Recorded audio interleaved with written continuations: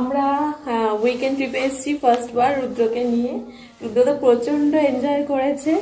তো আমাদের ট্রিপ এখন শেষ, নেক্সট ডেটা। তো আমি তোমাদের সাথে একটা জিনিস শেয়ার করব বলে আমরা অন করেছি ভিডিও, তাই না? ও আয়না দেখছে, সামনে মিরর আছে, সেটাই দেখছে।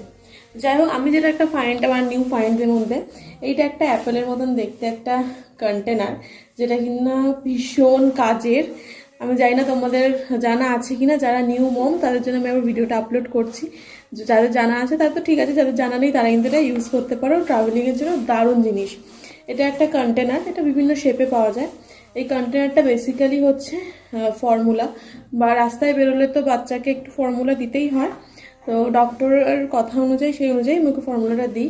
তো সেই ফর্মুলা দেখো কিভাবে তোমরা ক্যারি করতে পারবে। এই দেখো, এখানে হচ্ছে 3খানা এরকম সেকশন দেওয়া আছে, মানে 3বার ফিডিংয়ের জন্য তুমি এখানে নিতে পারো।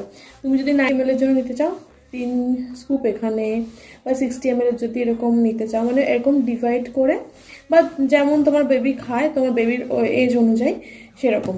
আর একটা যেটা হচ্ছে, যেহেতু পার্টিশন করা আছে, একটার সাথে একটা মিশে যাবে না। এই যে দেখো, এখানে একটা স্কুপ ভরা আছে অলরেডি।